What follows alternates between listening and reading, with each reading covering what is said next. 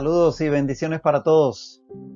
Nuevamente bienvenidos a este tiempo de escuela bíblica, este tiempo que tomamos para como creyentes examinar la palabra de nuestro Dios. Hoy estamos ya en el capítulo 6 de Mateo y estamos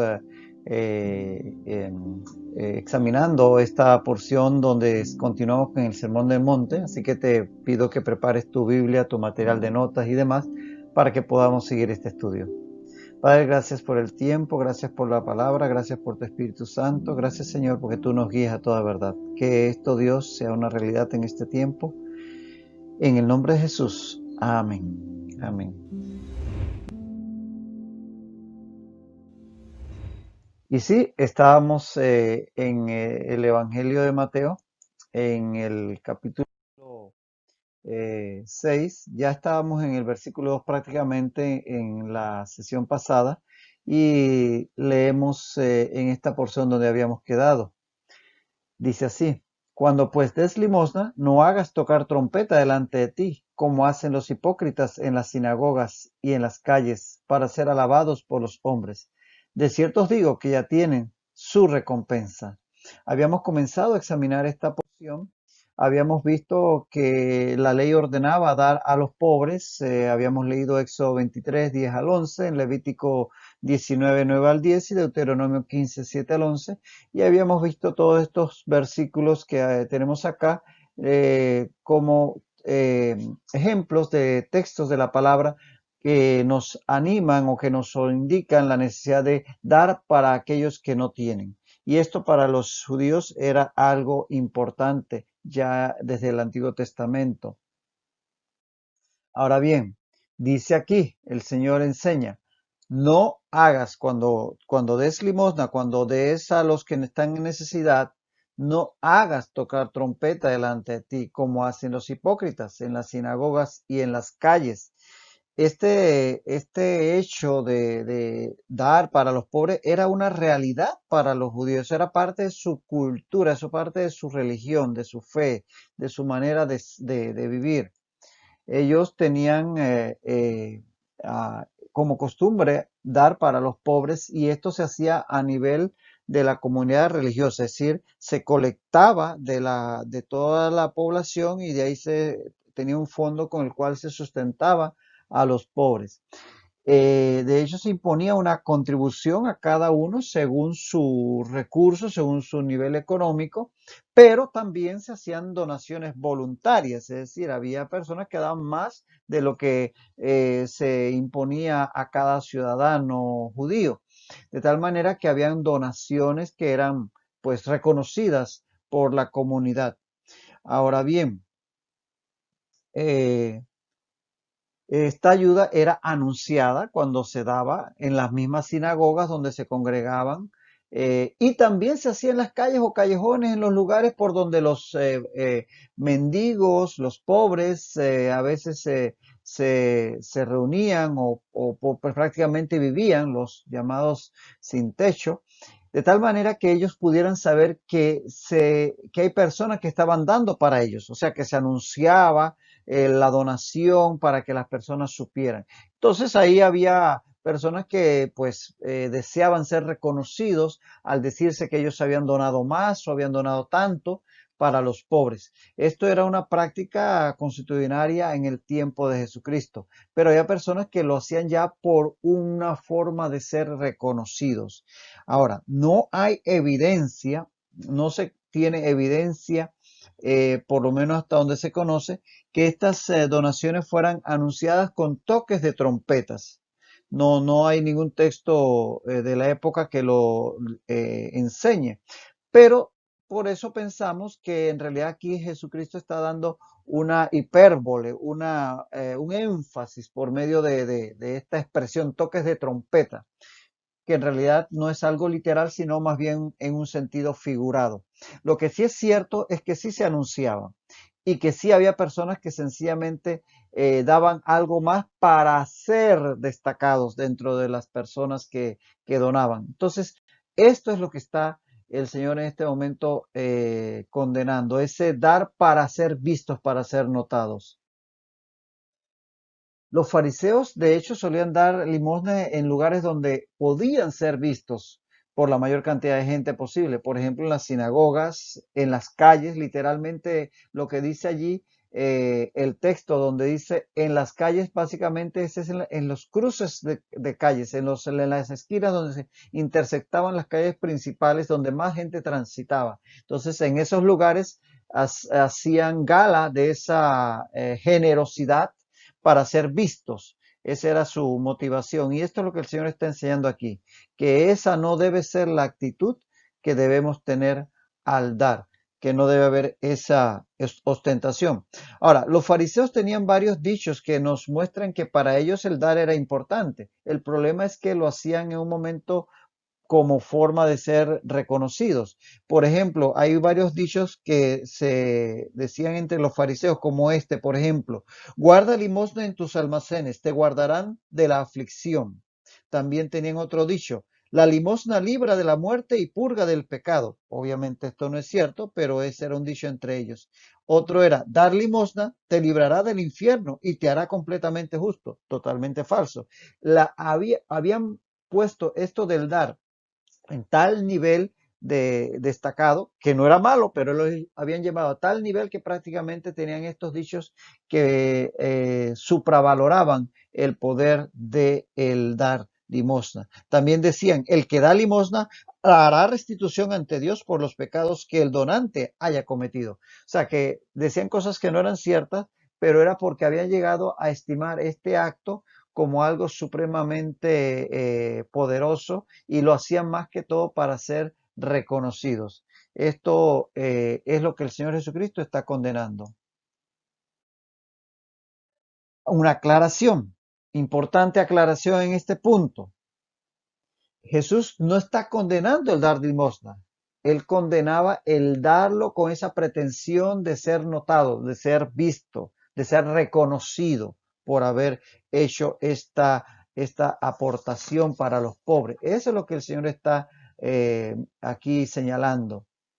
Jesús no prohíbe el dar limosnas de donde puedan ver, no sé, en público. No es que esté malo darlo en público. O sea, que si estoy ante un necesitado en una plaza pública y el Señor me mueve a dar algo, ya sea en dinero o en alimento o en vestido, no está mal. El problema es lo que hay en mi corazón al hacer eso. Si yo lo estoy haciendo para que me noten, está mal.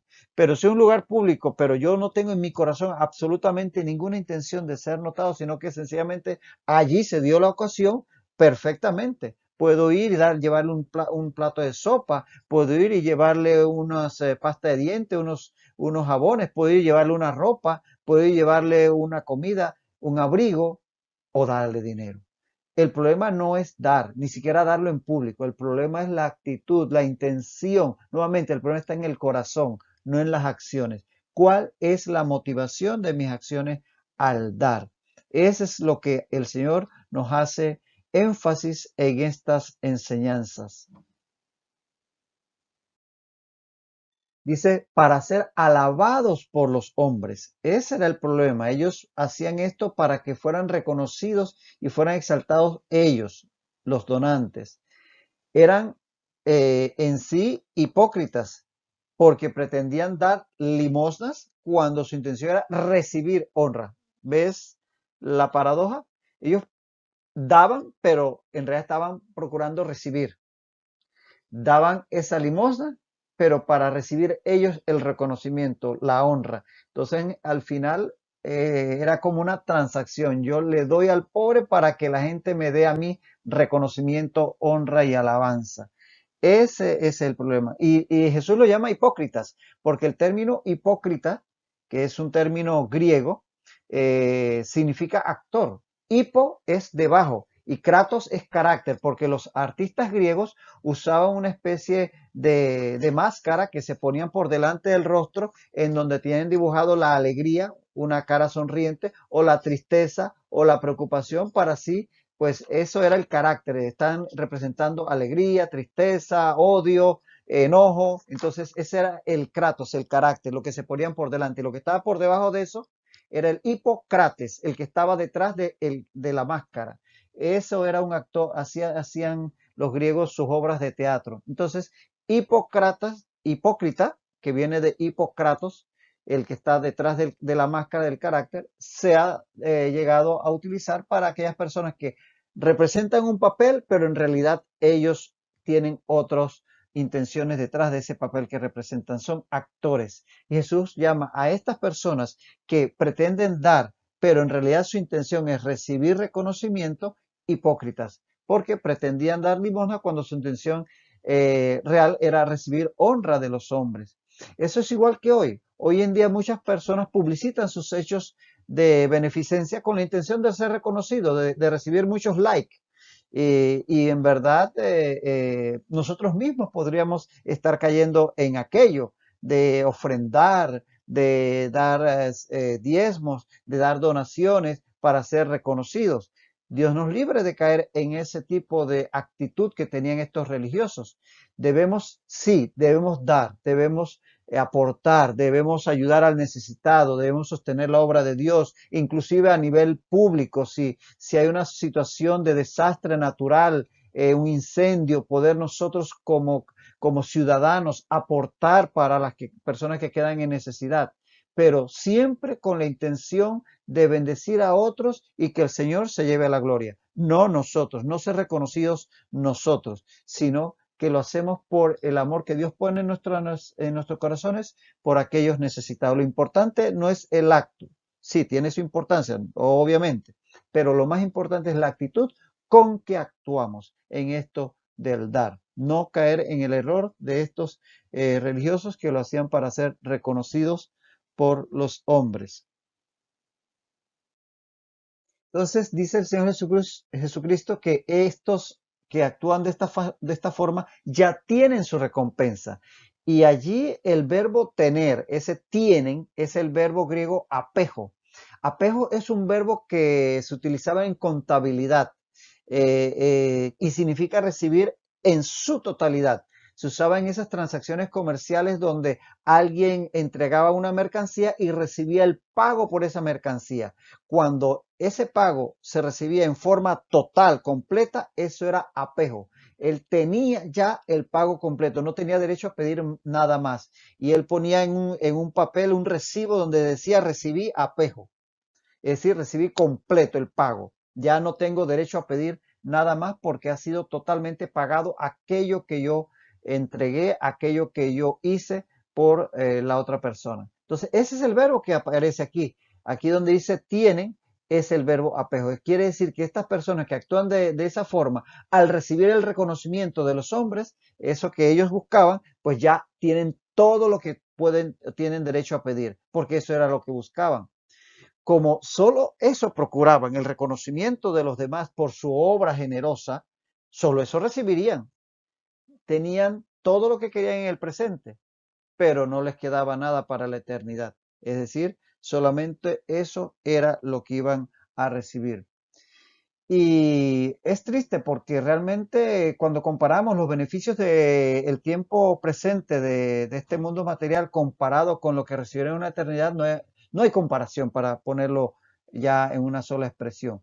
Por ejemplo, si tú ves Lucas 16:25, aquella historia del rico y Lázaro que el Señor Jesús narró, dice en el verso 25 de Lucas 16, cuando Abraham le habla al rico, le dice, pero Abraham le dijo, hijo, acuérdate que recibiste tus bienes en tu vida.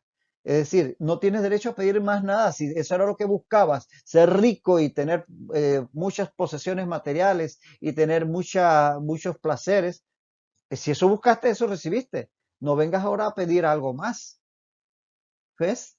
Es triste que pensemos que lo que hay en este mundo es tan importante que nos olvidemos de lo que viene después. Porque, por ejemplo, en contraposición a esto tenemos lo que dice el Señor Jesucristo en Mateo 19:29.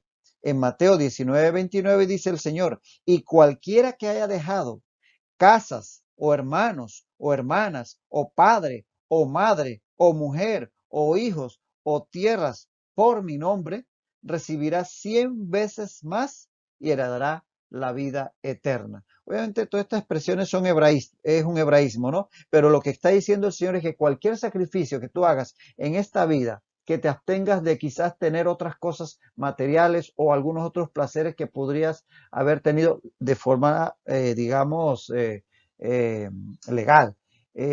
Todo lo que tú sacrifiques en esta vida para buscar el reino de los cielos, vas a recibir en la vida eterna muchísimo más. Entonces es cuestión de poner en una balanza. ¿Qué quiero? ¿Recibir solamente el reconocimiento de los hombres, el bien material, el placer pasajero? ¿O recibir toda la eternidad con todo lo que ella me va el Señor a conceder? Entonces definitivamente que no hay comparación, como decíamos. Y a eso nos llama el Señor, a que busquemos realmente las cosas que vienen de arriba, no concentrarnos en las cosas de este mundo. Sí es cierto, vivamos de una forma decente y busquemos siempre lo mejor, pero ciertamente pensando en que lo más importante está por venir.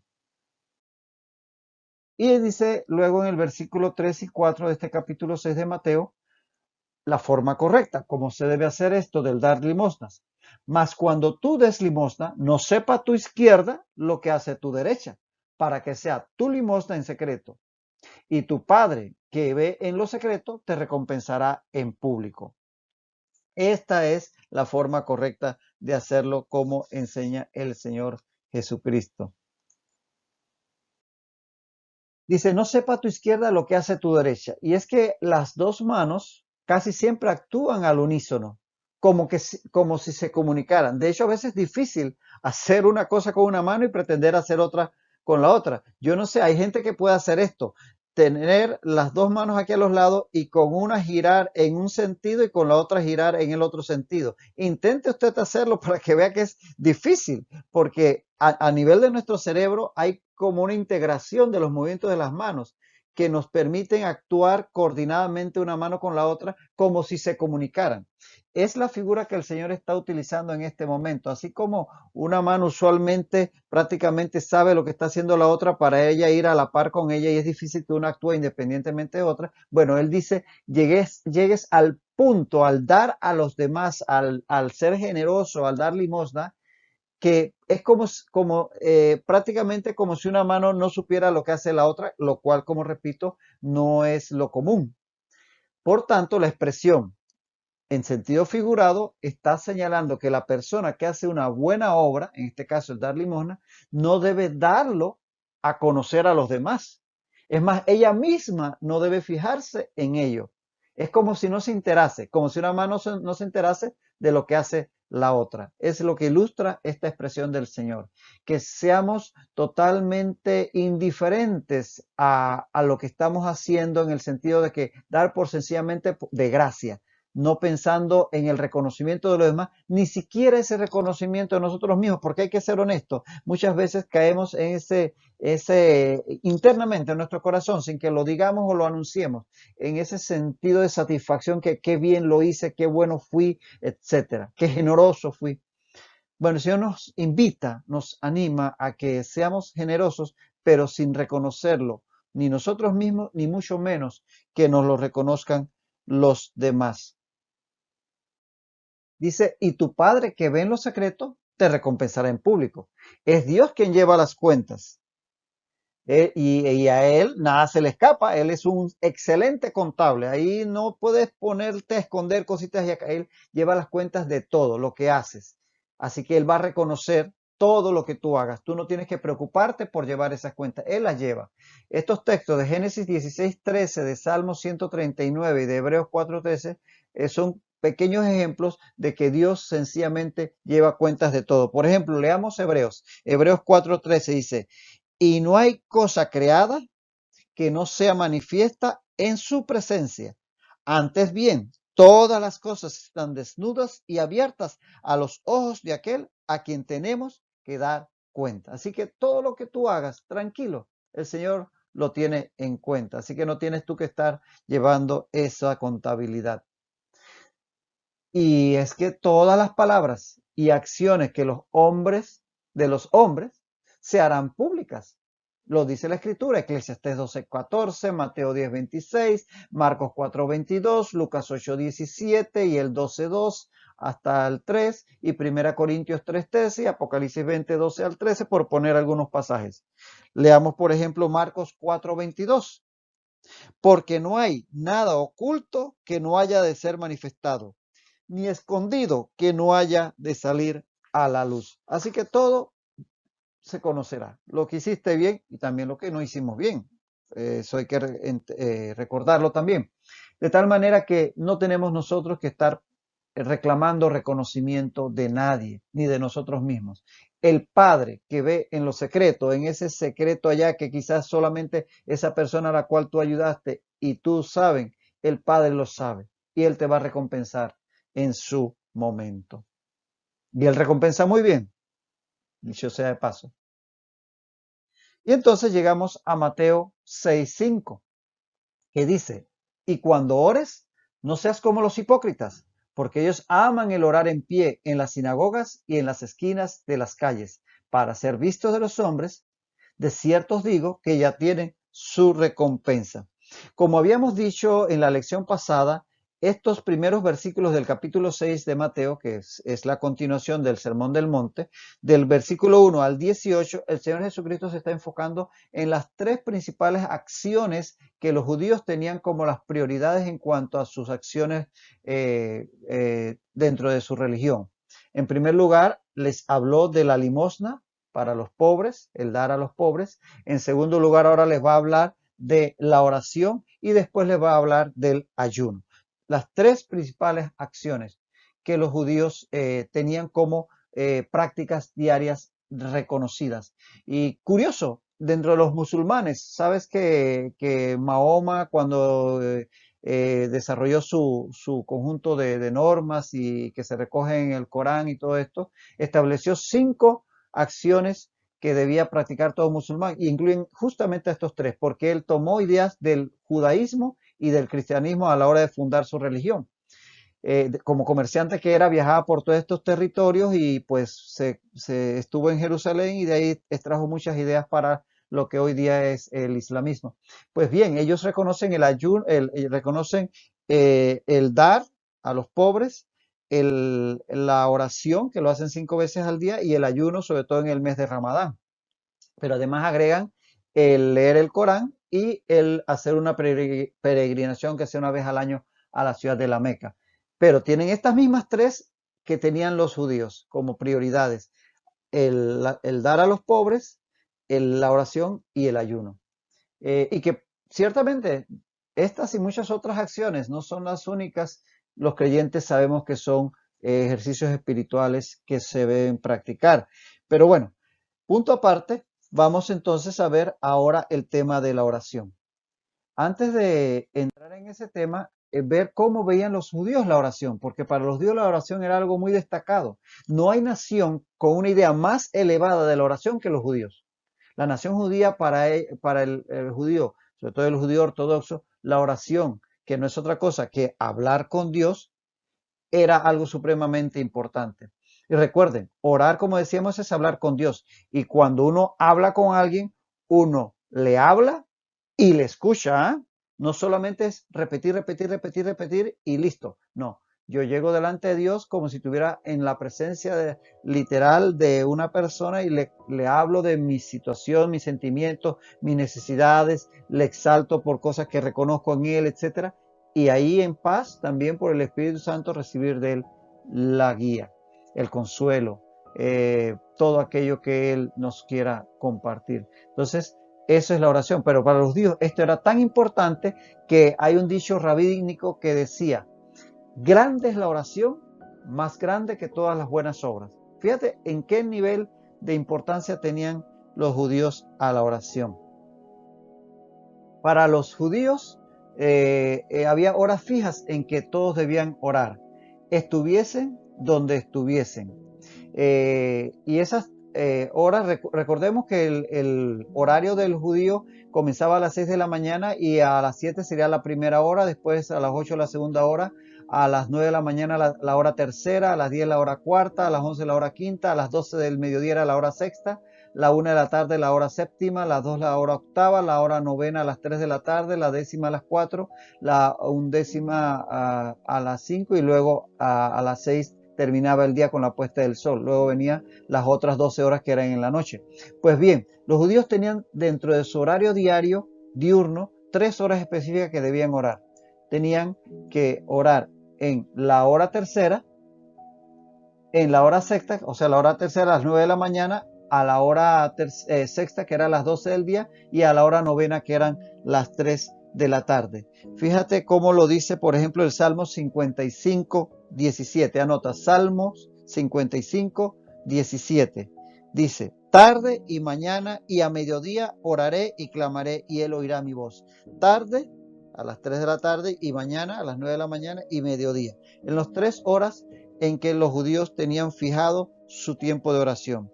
Y también en Daniel 6.10, anota Daniel 6.10, dice, cuando Daniel supo que el edicto había sido firmado, entró en su casa y abiertas las ventanas de su cámara que daban hacia Jerusalén, se arrodillaba 3 veces al día y oraba y daba gracias delante de su Dios como lo solía hacer antes. Era la costumbre, orar a las 9 de la mañana, 12 del día, 3 de la tarde, aún en el tiempo de Jesucristo. Esas eran las horas de oración. Esto inclusive se mantuvo con los primeros cristianos. Los primeros cristianos en la iglesia primitiva, que eran obviamente de extracción judía, mantuvieron por algún tiempo esto de las horas de oración. Lee, por ejemplo, Hechos 3.1, anótalo, Hechos 3.1, dice que Pedro y Juan subían juntos al templo a la hora novena, la de la oración.